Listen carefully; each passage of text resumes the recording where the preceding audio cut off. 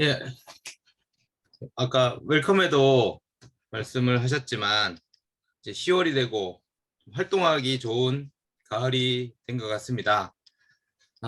좀 날씨가 변덕스럽긴 하지만 가을이 온 것만으로도 참 기분이 좋아지는 것 같습니다.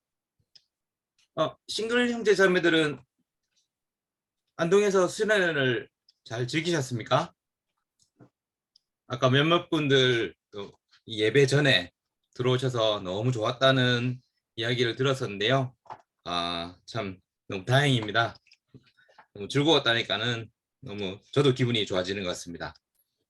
아, 가을은 여러 가지 의미로 기회의 계절인 것 같습니다. 수확의 계절이고 한 해 계획했던 일들의 결실을 보기도 하고 어, 좀 뭔가 좀 미스했다면 한 해가 가기 전에 마지막 힘을 내서 무언가 도전해 볼 수도 있기도 한 것 같습니다. 예, 그럼 본격적으로 제가 준비한 말씀을 시작하도록 하겠습니다. 제가 오늘 나누고자 하는 제목이 처음 마음으로 함께라는 것입니다. 잠깐만요. 화면 공유를 좀 해드리겠습니다.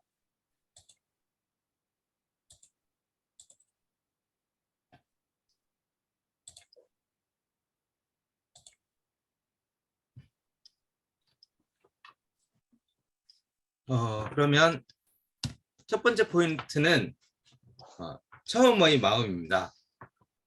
요한복음 9장 6절에서 7절까지를 제가 좀 읽겠습니다.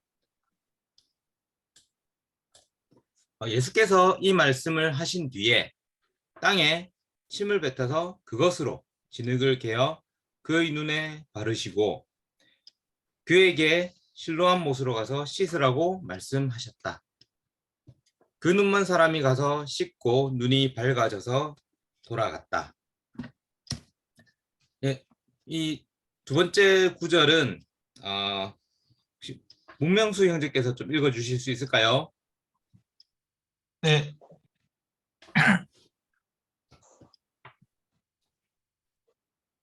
네. 두 번째 구절입니다. 유대 사람들은 그가 전에 눈먼 사람이었다가 보게 되었다는 사실을 믿지 않고 마침내 그 부모를 불러다가 물었다. 이 사람이 날 때부터 눈먼 사람이었다는 당신의 아들이요? 그런데 지금 어떻게 보게 되었소? 부모가 대답하였다. 이 아이가 우리 아들이라는 것과 날 때부터 눈먼 사람이었다는 것은 우리가 압니다. 그런데 우리는 그가 지금 어떻게 보게 되었는지도 모르고 또 누가 그 눈을 뜨게 하였는지도 모릅니다. 다 큰 사람이니 그에게 물어보십시오. 그가 자기 일을 이야기할 것입니다. 그 부모는 유대 사람들이 무서워서 이렇게 말한 것이다. 예수를 그리스도라고 고백하는 사람은 누구든지 회당에서 내쫓기로 유대 사람들이 이미 결의해 놓았기 때문이다. 그래서 그의 부모가 그 아이가 다 컸으니 그에게 물어보라고 말한 것이다. 계속 읽을까요? 네. 예. 바리새파 사람들은 눈물 없던 그 사람을 두 번째로 불러서 말하였다. 영광을 하나님께 돌려라. 우리가 알기로 그 사람은 죄인이다. 그는 이렇게 대답하였다. 나는 그분이 죄인인지 아닌지는 모릅니다. 다만 한 가지 내가 아는 것은 내가 눈이 멀었다가 지금은 보게 되었다는 것입니다. 예, 감사합니다. 다소 길게 구절을 읽었는데요. 실로암에서의 이 거지가 눈 뜨는 장면은 성경을 잘 모르는 사람도 안경이나 안경점이나 안과 이름으로 들어는 봤을 만큼 유명한 일화입니다. 이 사람은 나면서부터 소경이었는데 장애를 가진 것 자체도 너무 안타깝지만 더욱 안타까운 것은 자기 부모조차도 자기 부모로부터도 거의 보호를 받지 못했던 것 같습니다. 의회의 위협에 의해서 자기 자녀임에도 충분히 방어해주지 못하는 것도 그렇지만 눈이 보이지 않는 사람이지만 굳이 구걸하도록 내버려 두는 것도 좀 이해가 되지 않는 부분이기도 합니다. 예수님에 의해서 기적적으로 눈을 뜨게 되었던 이 사람은 정말 너무 행복하고 감사했을 것 같습니다. 그 하나로도 기쁨이 넘쳐 흘렀을 것 같습니다. 그렇지만 그에게 큰 시련이 닥쳐왔습니다. 두 번이나 의회로부터 신문을 받습니다. 자기가 뭔가 잘못한 것도 아닌데 계속 불려가고 그랬죠. 성경에 자세히 나오지는 않지만 제가 생각하기로는 부모가 이 사람에게 예수님에 대해서는 부인하라고 했을 것 같습니다. 여러 가지 압박이 있었을 것 같지만 눈을 뜨고 나서 보이는 것에 의해서 그가 많이 흔들렸을 것 같습니다. 눈을 뜨고 나니 더 이상 구걸하기도 힘들고 일은 해야겠는데 예수님을 인정하면 아무것도 할 수 없는 그런 것을 그도 느낄 수 있었을 것 같습니다. 관계에서의 위협이 있었고 경제 활동에 대한 위협이 있었고 권력의 위협 속에서 이 사람이 굴복을 했을지라도 이상한 것은 없는 상황이었습니다. 이 소경이었던 사람이 이 확신으로 하는 모습이 참 감동스러운 것은 이런 위협 속에서도 25절의 말씀처럼 그 높은 사람들 앞에서도 당당하게 예수님이 메시아임을 밝히는 것입니다. 뒤의 내용을 아시겠지만 이 사람은 예수님을 믿는 사람이 됩니다. 이 구절을 좀 묵상하면서 제가 참 많이 부끄러웠던 것 같습니다.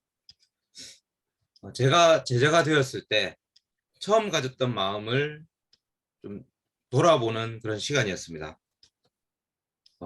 궁핍하게 좀 있었던 그런 시절이지만 구원받았다는 그 사실만으로도 너무 감사했던 시간이었습니다. 사회적으로나 경제적으로나 어떤 면에서도 보잘것없었지만 부끄럽지도 않고 당당할 수 있었던 것 같습니다. 전도하기 위해서 길에서 처음 보는 사람에게 외면을 받을 때 잠시 상처는 받을 수는 있을지라도 제가 그들과 비교하면서 제가 작아 보이거나 불쌍해 보인다는 그런 느낌은 전혀 받은 적이 없었던 것 같습니다. 그렇지만 시간이 지나고 지금은 위협이나 이런 것이 없어도 스스로 다른 사람과 비교하면서 부끄러워지거나 불쌍하게 느껴지는 것을 또 보게 됩니다. 그리고 두려움에 사로잡힐 때 자주 두려움에 사로잡힐 때가 자주 있는 것 같습니다. 이 두려움이라는 것이 좀 미래에 대한 불안함 또는 믿음 없는 그런 마음들인 것 같습니다. 하나님으로부터 넘치게 많은 것을 받아서 누리고 있지만 감사한 마음은 놀라울 정도로 많이 줄어들어 있습니다. 고침받은 이 소경의 마음이 저에게는 많이 사라져 있음을 많이 느꼈습니다. 여러분은 어떠십니까? 저도 요한계시록에 나오는 첫 마음을 찾으라는 말씀을 기억하면서 처음 가진 감사한 마음을 찾으려고 하지만 잘 안 되기도 하고 포기한 부분도 있는 것 같습니다. 얼마 전에 저에게 좀 개인적인 필요가 좀 있었습니다. 그 문제를 푸는 방법은 기도밖에는 없는 상태였습니다. 그리고 그것을 위해서 저희 부부는 9월 한 달 동안 10시 반에 함께 기도하기로 했었습니다. 정말 간절했던 시간이었습니다. 놀랍게도 그 기도 기간 중에 갑자기 법이 바뀌어서 저를 올가매던 부분이 한순간에 아무렇지도 않게 되어버렸습니다. 그 사건을 형제들과 미팅 시간에 굿뉴스로 나누었었습니다. 그리고 한 형제께서 기도의 능력이 정말 대단하다. 부부가 합심해서 10월에 세례가 나오도록 기도하면 너무 좋겠다. 지나가듯 농담으로 그런 말씀을 하셨습니다. 거기에 함께 있던 형제들이 모두 가볍게 웃었지만 미팅이 끝난 뒤에 그 여운이 좀 강하게 저에게는 좀 남았습니다. 예수님에 대한 감사함으로 인해서 다른 사람의 구원에 대한 갈증이 생각났었습니다. 좀 제가 예전 캠퍼스 시절에 친하게 지내던 동기나 길 가다가 우연히 만난 중고등학교 동기들은 저와 연락이 이어지면 거의 반드시 바이블톡이나 예배를 와야만 했습니다. 그리고 대부분은 성경 공부를 하게 되었던 것 같아요. 세례를 받고 안 받고는 하나님의 영역이라서 제가 할 수 있는 것을 감사하게 할 수 있는 것은 정말 기쁜 일이었던 것 같습니다. 그렇지만 제가 그 회사 생활을 시작하면서 제가 주변에 영향을 주기보다는 세상이 너무 빠르게 적응해 나갔고 감사한 마음보다는 나의 위치와 이익을 찾기 위해서 참 많은 노력을 해왔던 것 같습니다. 아까 농담으로 10월의 세례를 위해서 기도 제안했던 형제의 말을 아내와 함께 나누고 아내와 저는 10월에 다시 기도하기로 했습니다. 10월 1일 날은 깜빡 잠들어서 못하고 2일부터 시작했습니다. 10월 세례는 아니더라도 영혼의 구원을 위해 다시 기도를 시작했습니다. 여러분도 첫 마음을 기억하시고 함께 해주시면 너무 좋을 것 같습니다. 두 번째 포인트는 함께 나누어 성벽을 쌓자입니다. 첫 번째 포인트가 처음의 마음이었는데 조금 더 구체적으로 이야기해보면 처음 가진 감사한 마음으로 예수님의 사역을 해나가는 것이라고 말할 수 있는 것 같습니다. 감사한 마음을 회복했다면 어떻게 사역을 해나가는 것이 좋을까라는 의문과 숙제가 생깁니다.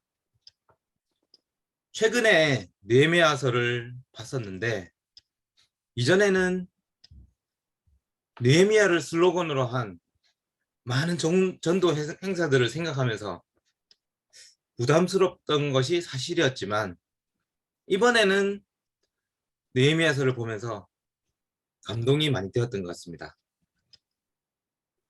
느헤미야와 예루살렘에 있는 백성들이 이루어낸 성벽 재건을 보면서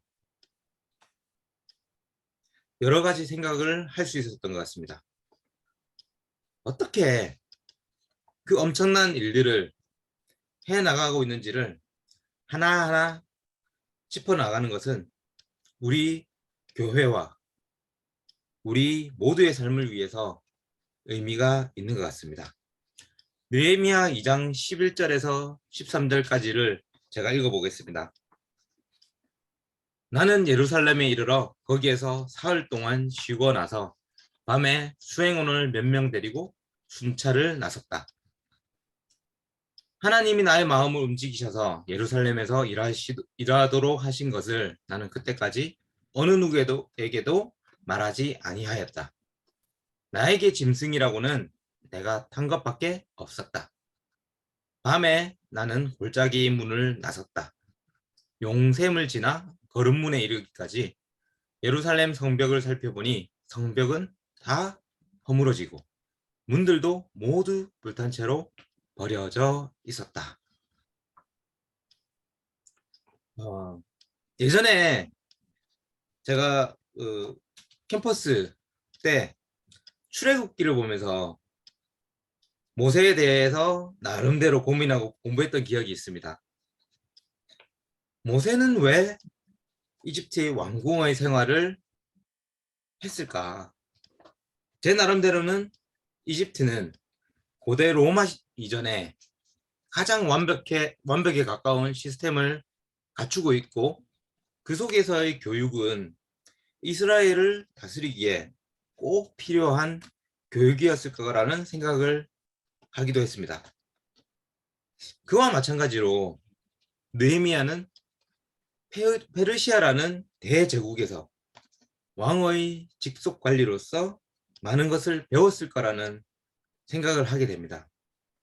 일하는 방법과 분담하는 방법, 행정적인 것뿐만 아니고 군사적인 부분까지 눈을 넓힐 수 있는 그런 시간이었을 거라는 생각이 듭니다. 느헤미야는 이스라엘에 강도하자마자 사람을 먼저 찾지는 않았습니다. 맨 처음 한 일은 자신의 눈으로 직접 현실을 파악했습니다. 처참한 광경이었겠지만 그는 밤에도 나가서 하나하나 직접 살핍니다. 느헤미야 2장 17절에서 18절까지를 우리 이태호 형제께서 좀 읽어주시겠습니까? 네, 느헤미야 네, 이렇게 돌아보고 난 다음에 나는 비로소 관리들에게 말하였다. 여러분이 아는 바와 같이 우리는 지금 어려움에 빠져 있습니다. 예루살렘은 폐허가 되고 성문들은 불탔습니다. 이제 예루살렘 성벽을 다시 쌓읍시다. 남에게 이런 수모를 받는 일이 다시는 없어야 할 것입니다. 나는 또한 나의 하나님이 선하신 손길로 나를 잘 보살펴 주신 일과 왕이 나에게 한 말을 그들에게 말하였다. 그랬더니 그들은 공사를 시작하겠다고 나에게 다짐하였고 힘을 내어 기꺼이 그 보람 있는 일을 시작하였다. 네, 감사합니다. 그러면 이어서 3장 6절에서 14절까지를 강종선 형님께서 읽어주시겠습니까? 느헤미야 3장 6절에서 14절입니다. 옛 문은 바세의 아들인 요야다와 부소도아의 아들인 무슬람이 보수하였다. 문틀을 얻고 문짝을 달고 빗장과 빗장 둔태를 만들어 달았다. 그 다음은 기브온 사람 물라다와 메르노 사람 야돈이 유프라테스 서쪽 지방의 총독 아래에 있는 기브온 사람들과 미스바 사람들을 데리고 보수하였다. 그 다음은 새 공장이 화레아의 아들 우시알이 보수하였다. 새 공장이. 그 다음은 향품 제조업자 하나냐가 보수하였다. 그들은 넓은 벽에 이르기까지 예루살렘을 복구하였다. 그 다음은 예루살렘의 반쪽 구역의 책임자이며 후루의 아들인 르바야가 보수하였다.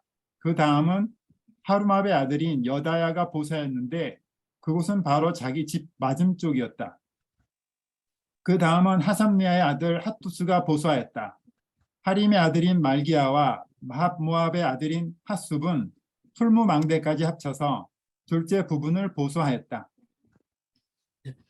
그 다음은 예루살렘의 반쪽 구역의 책임자이며 할로헤스의 아들인 살룸이 자기 딸들과 함께 보수하였다.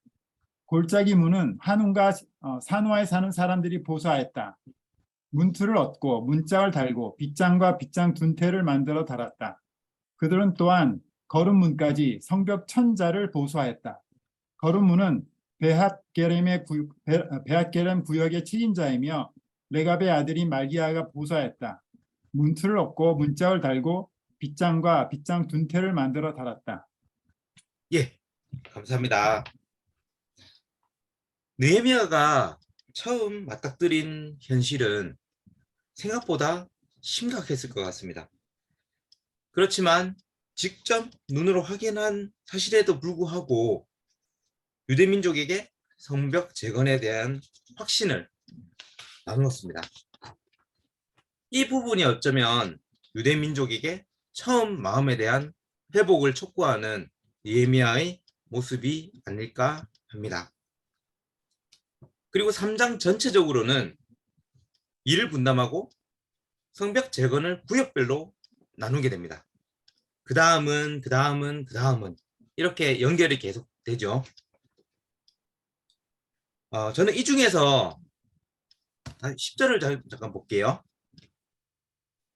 그 다음은 하루마브의 아들인 여다야가 보수하였는데 그곳은 바로 자기 집 맞은 쪽이었다. 그리고 12절을 좀 보겠습니다. 그 다음은 예루살렘의 반쪽 구역의 책임자이며 할로헤스의 아들인 살룸이 자기 딸들과 함께 보수하였다. 10절과 12절을 주목했으면 하는데 우리는 어떤 결정을 할 때 뭔가 거창하거나 새로운 것들을 해야 할 것으로 생각하지만 이들이 성벽 재건에 대한 자세를 살펴보면 성벽 재건 자체가 대단한 일이었기 때문에 더 어렵게 일을 만들지 않음을 볼 수 있습니다. 자기 집 앞에서 여인들도 할 수 있는 일들을 각자의 자리와 각자가 할 수 있는 분량만큼을 책임지고 해 나갔던 시스템이었던 것 같습니다. 그림을 하나 보면요. 요 서쪽에 있는 요 성벽은 좀 더 크고 방대한 부분이라서 재정적으로 헌신이 많이 필요한 구간이어서 부유한 귀족들이 감당을 했어야 되는데 이 부유한 사람들이 또 기꺼이 감당을 해 주었던 것 같습니다. 그리고 이 그림을 보면 좀 굉장히 인상적인 곳이 하나 있지 않습니까? 요쪽에. 네. 보시면 아주 영어로 봐도 덩 게이트라고 해서 표준 세번역에는 거름문이라고 되어 있지만 다른 번역으로는 똥문이라고 표현되기도 합니다. 이 인분뿐만이 아니고 동물이나 이 가축들의 그런 그 똥을 모아놓는 그런 장소인 거죠. 이 부분은 아까 전에 14절에 나오듯이 레갑의 아들인 말기야가 보수하였다. 레갑 자손이 이 부분을 맡았습니다. 예레미야 35장을 다음에 한번 기회가 되시면 한번 살펴보시기 바랍니다. 레갑 자손에 대한 이야기가 나오는데요. 굉장히 어지러운 시절 아니겠습니까? 예레미야 예언자가 활동하던 시간은 그 어수선하고 믿음이 사라진 그 시절에 자신들의 조상의 뜻을 따라서 하나님을 온 마음으로 변함없이 섬긴 혈통이 이 레갑 자손입니다. 그렇지만 이들에게 맡겨진 구역이 정말 하찮고 냄새나는 짐승들의 오물을 모아두는 곳일지라도 그들은 이 구역을 전심을 다해서 재건을 해냈습니다. 저는 참 이 이 부분을 보면서 참 어떤 한 형제가 좀 생각이 났습니다. 예. 그 형제는 축구를 너무 좋아하고, 예. 그래서 동네에서 뭐 틈만 나면은 아이들과 함께 축구를 하는데, 참 놀라운 것은 주변에 있는 처음 보는 축구를 했던 젊은 사람들을 저희가 하는 축구 그 모임에 엄청나게 데리고 옵니다. 언젠가는 그 노력의 결실이 성경 공부나 바이블톡이나 아니면 또 예배로 이어질 것을 너무 기대합니다.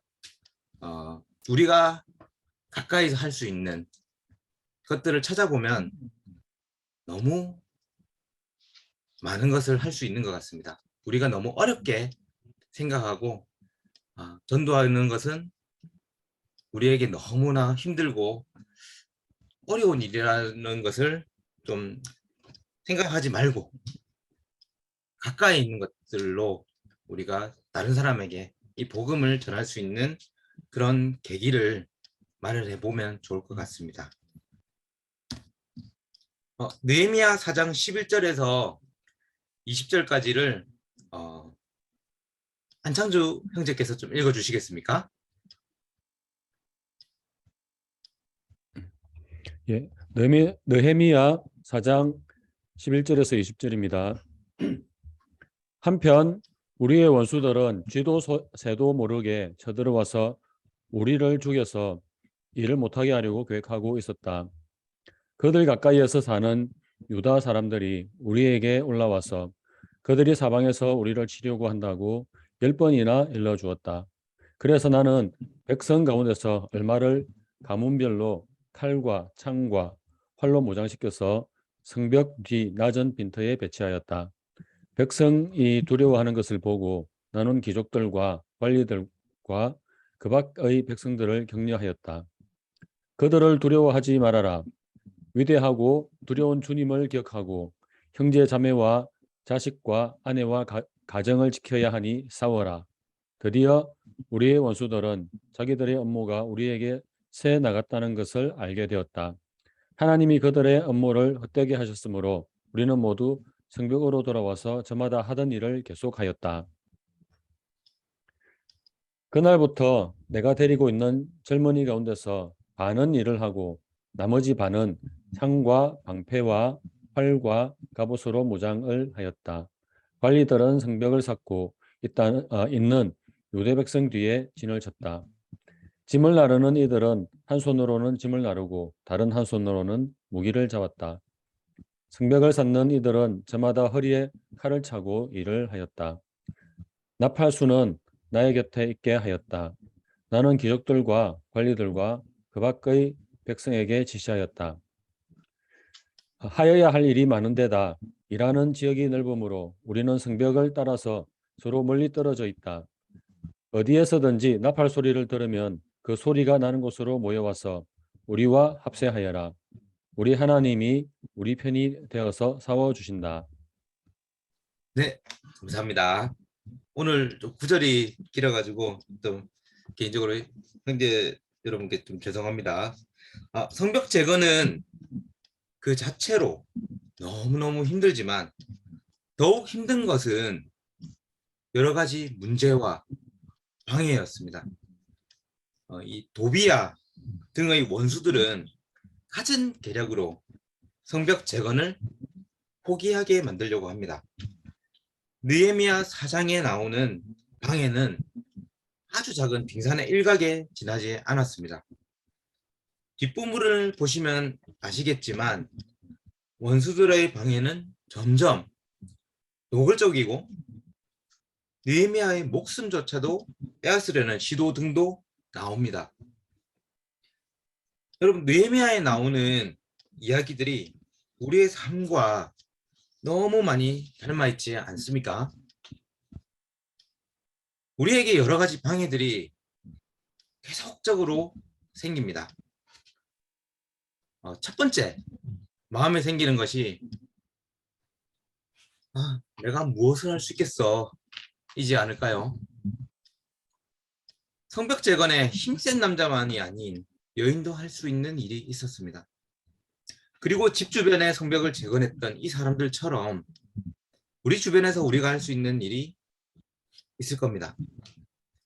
주위 친구들, 친척들, 가족들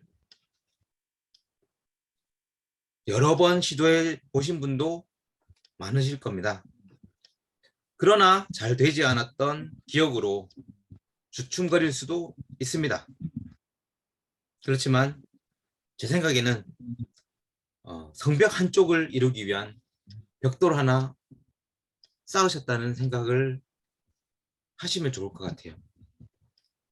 분명히 계속 쌓으시면 놀랍게 성벽 한 구간이 완성되는 모습을 보실 수 있을 겁니다. 그리고 두 번째 드는 생각은 내 상황이 이런데 이런 일을 내가 감당할 수 있겠어? 원수의 공격으로 생명의 위협을 받던 이들이 무기를 차고 밤낮으로 성벽을 재건해나가는 모습을 그려보셨으면 좋을 것 같습니다. 그리고 레갑 자손이 그 지저분한 구역을 기꺼이 감당했던 모습을 생각해 보시면 어떤 상황에서라도 할 수 있다는 확신을 가질 수 있으시리라 생각합니다. 여러분, 이 성벽 재건이 얼마나 걸린지 알고 계십니까? 느헤미야 6장 15절에 정확하게 나오는데 52일 만에 끝났다고 기록되어 있습니다. 52주, 1년, 52개월이 아니라 단지 52일 만에 이 성벽이 완전히 재건되었습니다. 이게 도대체 가능한 일이었을까요? 성벽 재건의 모습을 보면서 바벨론 탑이 생각이 났습니다. 한 마음이 되어서 하나님의 일을 하고자 하면 반드시 성벽 재건이 완성되듯이 예수님의 사역이 완성될 수 있을 거라는 생각이 듭니다. 처음 우리가 세례받으면서 느끼고 결정했던 처음 마음으로 우리 모두가 각자의 자리에서 확신을 가지고 성벽을 쌓아 나가시는 모습을 기대하면서 지지합니다. 설교 마치겠습니다. 감사합니다.